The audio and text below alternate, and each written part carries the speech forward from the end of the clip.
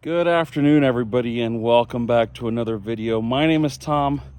Thank you so much for joining me here today. I've got my girl Duchess here. She's standing guard for whatever reason, but she's here with me, and I thought I'd quickly come on this YouTube thing and share some conflicting thoughts. So, as you guys know, the question of whether or not the Bolt EV and the Bolt EUV line will have much of a legacy. Well, GM dropped that news this morning. It looks like the Bolt's fate has been sealed. It will no longer be produced after this coming year. So, really sad, but you know, it is what it is. We kind of saw the writing on the wall. I think I may have mentioned it about, I guess, I don't know, probably during the whole recall process. I kind of saw, I started seeing the writing on the wall that GM would at some point, the Bolt EV and the Bolt EUV. It's really sad, and it makes me sad. But fortunately for me, I have one, and I intend to have one for as long as it will keep its wheels on the ground. I mean, even if it doesn't keep its wheels on the ground, I will keep it. So the problem is, what are EV owners or potential EV owners going to do now that there's one less vehicle in the portfolio? So as far as I can tell, and actually a good buddy of mine, he made a comment that resounded a little bit. He said that with the Bolt EV and the EUV's fate sealed, the entire GM portfolio is now theoretical, which makes sense. I mean, I know they have a few other EVs, and I know they're planning on doing the Blazer, the Equinox, then you have the Hummer and all of that stuff. But I don't know. I mean, Ultium is the way to go, and I personally believe that the Bolt EV and the Bolt EUV could have used an Ultium refit, especially after what happened with the BEV2 platform of the recall, the battery fires, and whatnot. They could have cut their losses and just said, hey, we'll do a stop on this and wait until we have Ultium ready for this vehicle, and they could have very easily made a 2023, 2024 model Ultium version of this vehicle. My opinion, I'm sure there was a business decision that went into it that GM carefully thought through, and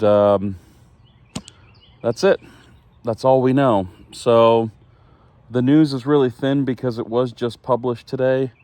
I decided to sit down. I did a whole bunch of chores. I actually pulled Kubo out and decided to mow the property. The problem is that, like, the more I think about it, the more, like, in question I feel like, well, let me take a step back. The more I think about it, the more I question why I stuck with GM through the year of hell that they put me through, and I didn't get anything out of it for sure. I know GM's pockets got lined. I know the dealership's pockets got lined, and I barely got my money's worth for an EV that was covered under a recall. Barely paid that off. And then they charged me a usage fee on top of that, which I don't know. That sounds like a lawsuit waiting to happen. I just don't have the resources to do it. And here we are. Cool. The last few weeks, I want to say the last 3 weeks. When did we get back from Mexico? Was it 3 weeks ago? Yeah, I think this is the third week since we've been back from Mexico. I have been questioning General Motors. I've been wondering, and I've been contemplating, and I've been trying to, I don't know, piece stuff together. Like that video that I did about Apple CarPlay and Android Auto. That was another decision that is like, you guys are idiots. That was strike one. Actually, I guess that was strike two. Strike one was, how they handled the whole recall case with me, at least. I know some of you guys suffered the same fates. I know that there was, a part of you that got your recall taken care of in several months. For us, it was, 14 months of disaster. So strike one, strike two, and now this for me is strike three. I'm not interested in the Equinox. I'm not interested in the Blazer. I'm definitely not interested in the Hummer because why? I actually, honestly, I've been thinking all day about the Rivian, specifically the R1, actually both of them, the R1T and the R1S. I can't decide because I kind of like the closed off back end of it, just for aerodynamics and whatnot, versus the pickup bed, which I know you can get a cover for it and such, but I've been thinking about the Rivian a lot lately. It costs a lot more. It's almost double of what I spent on this if you want, a decent performing package. Teslas, not really. Not really. And I also, realized that, hey, I live in the South. I really need something to tow with. I did contemplate, especially after the Bolt EUV that I saw in Colombia, the concrete colored or whatever slate gray colored one that had the hitch on it. I was like, ooh, that's so great. And it didn't look like they actually had to modify the back skirting of the car. I don't know. I just don't think the Bolt EUV can tow very much, and I think if I'm gonna have something to tow with, like a Rivian or something, then it's gonna be like, hey, let's pile on some stuff into this truck and move it from point A to point B. We want to actually back over here, right between this area between the barbecues and the wall of the house, all the way to this deck that you can see right here. We were thinking about actually building a deck that kind of comes out to where that stump is right there. Line it up with the barbecue pad here. Obviously, we would get rid of this, dig it out, and then leave the slope because we wouldn't care, but we would dig pylons and essentially build a deck back here.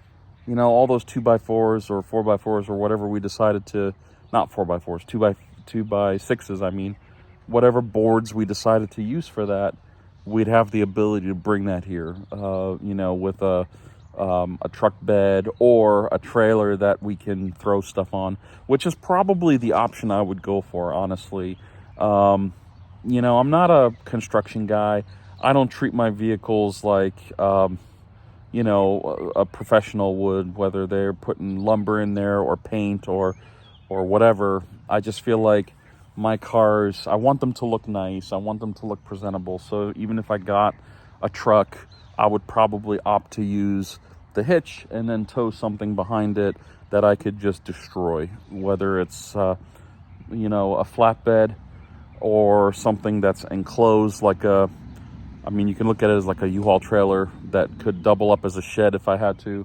We could park it, somewhere down here on the hill and leave it there with stuff in it, whether it's lumber or whatever, and then have the ability to pull it out. If I needed to help my mom with something up in Spartanburg, which is, about 35 minutes northwest of here, that direction,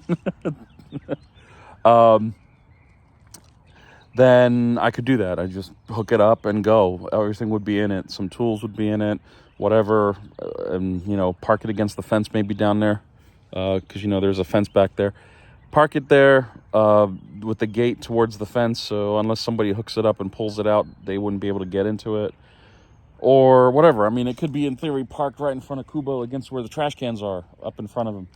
It doesn't really matter. The point is that I feel like that would have a lot more utility for me than trying to fill my void with, hey, I want an EV, but what's the next logical step of, the electric vehicle lineage with regards to my family, my needs and whatnot. And, if this Bolt EUV should go away for whatever reason, whether an accident takes it or whatever, and there's nothing left of it, I'd have to really, think hard. But the first thing on that list would probably be a Rivian. The one that I saw in Colombia was really beautiful, really well spec'd. The guy got a good deal because he got it a while ago. But I don't even know what the price points are of those trucks at this moment. But I feel like that would be, my next thing. I shared with you guys on the Columbia, South Carolina trip video during the drive how peaceful it is here. And I don't know if you can hear the birds and the, just the nature that's over here. I mean, take a look at this. What are you thinking, Dutchie? How peaceful she is. She will just stare off into a tree and she's relaxed. She's not feeling like she needs to run after something or chase after something. She will literally lay on her back with all four paws up like this and just pass out. She will just count her Z's. And that's the peace that we get here. And you don't hear cars. You might hear some cars from the road that's back here on the other side of this reservoir. But it's so peaceful, so quiet. The woods are beautiful. My stress level has gone down probably 8,000 million points, whatever the scale is. And I feel like I can wrap my head around my daily grind now because I have the ability to breathe in deep, relax, do some, mental meditation, if you will, and just have some peace, some general peace in my life. This is the real reason why I left California. And to know that there I was waking up just to sit in traffic for 2 hours, just to get to work, just to be pounded upon by management, by coworkers and whatever. I don't even think people realize how much work us engineers have to do already, just our workload. And then they add their problems onto our plate, making it our problem. And we don't have a choice. What are we going to say? No. And for me, that was just unacceptable. I was gaining so much weight. I was always stressed out. I contemplated, jumping off the nearest bridge several times. And I hated it. I hated that thought so much. Here, I don't even have to get into my car to go anywhere. I can just sit right here at the edge of my driveway. I'm literally just sitting in one of these chairs at the edge of my driveway, and I could stare out into nature. I could turn this chair around and face that way, right? There's that. And it's peaceful. I'm not going to let this Bolt EUV thing get on my nerves. General Motors is on my nerves. They're on my last nerve, actually. And be that as it is, I'm not going to let it affect me because it's not fair to me. It's not fair to my wife and son. It's not fair to Duchess. It's just not fair to anyone that's around me. And General Motors is on a streak of failure, and they are failing their customers left and right. Nobody wants, Android Automotive to replace CarPlay. If you want to put Android Automotive in there, leave CarPlay, leave Android Auto or whatever. I don't even know if the two are compatible. It doesn't matter. Make it an option. So if I want to buy one of your cars, I can say, hey, I want CarPlay in my car. Because I do. So, and I understand the Rivian doesn't have CarPlay either. And you know what? it is what it is. I may or may not even get a Rivian. You know, there might be in the future like a $2,000 truck that's sitting right here, like an old 2002 model Toyota 4Runner. I love those trucks. A 5-speed, manual, or something diesel. I don't know. Kubo might feel jealous if I get something diesel, because he's the only thing that's diesel in this house at this point. But if manufacturers are going to toy with electric vehicles, then what's the point? You invest tens of thousands of dollars or hundreds of thousands if you get something like a Rivian or something, or a Hummer. The Hummer has $115,000 price tag or something. With inflation and whatever else, God knows, it might be 130 by now. But that to me is irrelevant, because I will never spend that much money on a car. But I would surely love to go back in time and pull out a vehicle that has some sentimental meaning to me personally, like the 4Runner does. I had if any of my friends from high school are watching this, from the Milt, they're going to know who I'm referring to, especially those who are really close to me. We had a band director who was an absolute godsend to his students. He was such a great music teacher all around, and we were really broken down when he was replaced, and another band director was brought in. He was okay, but not like the first one. And obviously we had a family atmosphere. And the fact that, when I think of a car that I would want personally, I think of the one that the band director had, because I really liked it. I loved it when, after band practice, if it was dark or if it was raining, snowing, whatever, he would offer us rides back to our homes.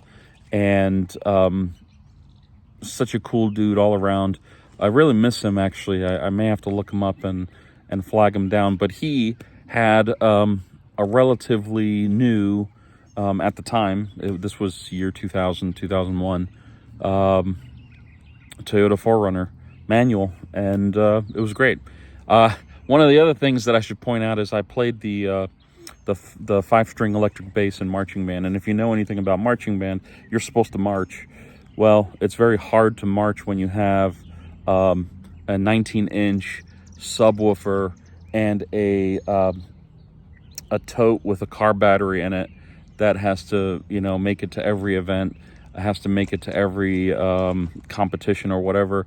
And he used to make it his mission to pull that amp and the battery in his truck. And he actually had the ability to charge the battery from his alternator. If he was on the road and he forgot to charge it at home, he would charge that car battery off of his car's electrical system. Super cool dude, super great. I know I'm kind of off tangent here with the Bolt EUV, but you can kind of see how emotional I get with the term GM. General Motors to me is like a thorn in the side. And every time I say that, I feel like somebody's taking it and pushing it in just a little bit more. Just, and I kind of done. I'm done with General Motors. Everybody I know, especially my buddy in Los Angeles who has a Bolt EV. I think he has a 2022 Bolt EV. He's like, I'm done. He told me, I think last night he told me that there's a Tesla in his future. And I told him, you know what? That's great. That's awesome. Teslas are not horrible cars. They're not bad. I haven't driven one in years. Before we left California, one of my wife and I's good friends, who lives around the area where we used to live, she had just traded in a, I think it was their Highlander. They sold it on one of the, vehicle sites. I don't know if it was Carvana or something else. And they purchased a white Tesla Model 3. I hope so. It looks, I remember in my mind that it looked like a Model 3. So they got that dialed in. Beautiful car, beautiful color, and definitely something that adds, I think, some curb appeal to your house when you have one parked in your driveway. But when you have rocks and stuff like that, when you have a driveway that's a disaster like this, there's just no way that putting any electric vehicle on this driveway will do anything for you positively. So, and then there's Siri talking again. I think that's it, folks. I've gone on long enough. If you have any questions, comments, or concerns, leave me your thoughts down below. If you haven't already done so, please consider subscribing to the channel. As you know, it definitely helps us out and allows us to create more creative content, down the line. For now, the Duchess and I are saying our farewell. So on behalf of my family, this 2023 Chevrolet Bolt EUV Premier, as well as the peace and quietness and every bird that's in this tree, we hope that you have a great week ahead. Until next time, thank you so much for watching. Take care. Bye-bye.